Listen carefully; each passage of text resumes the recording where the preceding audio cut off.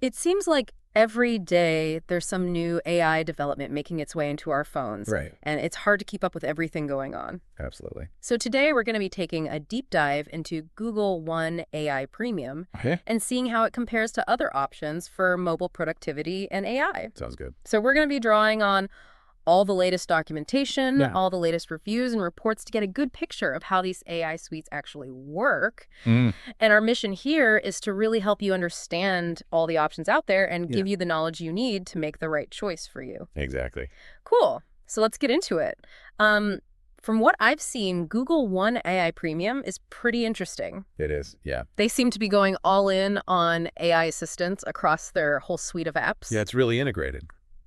So you get help with writing in Gmail. Uh-huh. You get summarization in Docs. Right. They even have some stuff with data visualization in Sheets. Yeah, I saw that. And then it looks like they're also enhancing Google Meet with summaries and action items from meetings. Really handy stuff. And all of this seems to be powered by their most advanced AI model, Right. Gemini Advanced. Gemini Advanced, yeah. I think that's what they're calling it. That's the one, yeah. And on top of all the AI features, you also get 2 terabytes of cloud storage. That's a nice bonus, right? Yeah, for sure. Yeah. So, I mean, if you're already heavily invested in the Google ecosystem, Hmm. like you're using Gmail, Drive, Calendar, all that stuff, Yeah. it seems like Google One AI Premium integrates really nicely with all of that. For sure. And that's one of the biggest things people are saying in the reviews Yeah. is how seamless it is. Yeah. If you're already living in that Google world. Right. Makes sense. So Google One AI Premium is clearly a big player here. Yeah. But what about other options? Right. Well, there are a few others out there doing some pretty interesting things. Okay. So for people who are really into the Microsoft ecosystem, Okay. there's Microsoft Copilot Pro. Copilot Pro. And this one integrates directly into their Office apps. Gotcha. So Word, Excel, Yeah, PowerPoint, Outlook, all of that. exactly. And from what I've read, it sounds like it's specifically tailored to those workflows. Okay. So it's not trying to be everything. Right. It's more focused. Okay.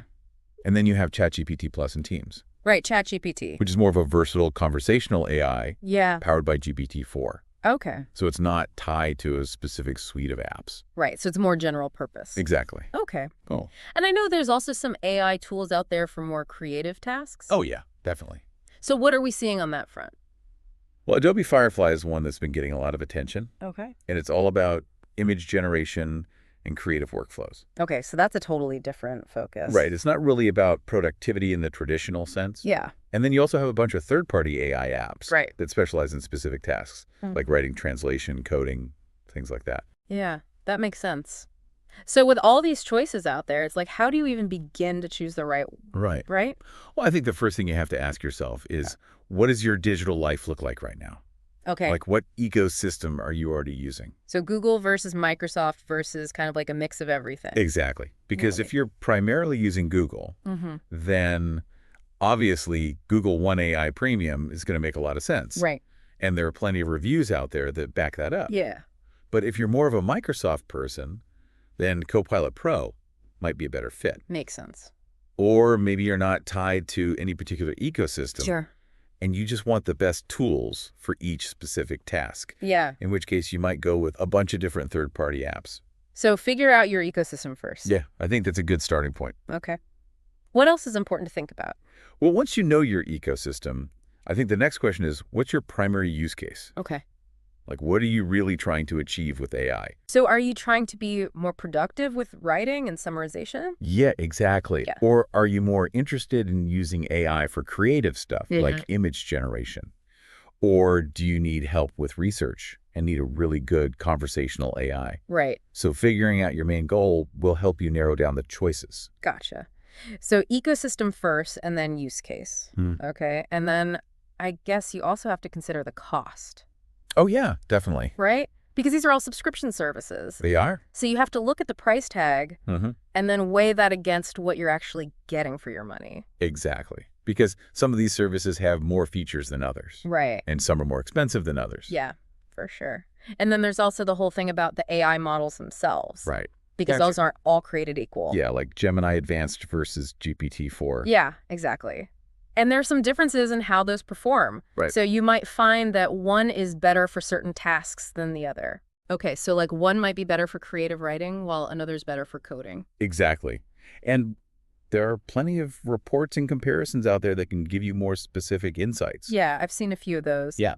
And then lastly, I think it's really important to not overlook the privacy policies. Oh, absolutely. Yeah, because you're trusting these companies with a lot of your data. Right. So you really need to understand how they're handling that data. Yeah. You do, and what their policies are around privacy and security. Couldn't agree more. So it sounds like Google One AI Premium is a really strong contender. It is. Yeah. Especially if you're already using a lot of Google products. Right, but it's not necessarily the best choice for everyone. Exactly. Yeah. The optimal solution depends on your individual needs and Yeah. what works best with your current tech setup. For sure. So what's one practical step that people can take right now to figure this all out? Well, if you're serious about finding the right AI suite, I would say take advantage of free trials. Oh, yeah. Those are super helpful. They are. Yeah. Because you can actually try out the different services, Yeah. see how they integrate into your daily routine, Right. and then make a decision based on your own experience. Makes sense. Got So it. at the end of the day, the best mobile AI suite isn't necessarily the one with the most features. Right. It's the one that fits seamlessly into your life Exactly. and actually helps you achieve your specific goals. Couldn't have said it better myself. Cool. So as we wrap up this deep dive, I want to leave you with one final thought. Okay. With AI becoming such a huge part of our mobile devices, Mm.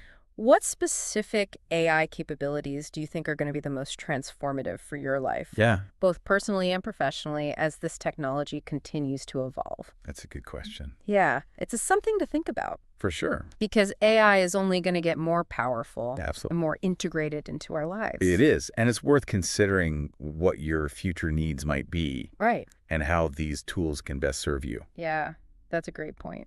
Right. Thanks for joining me on this deep dive. My pleasure. It's been a really interesting conversation, I agree. and I hope you found it helpful. Me too.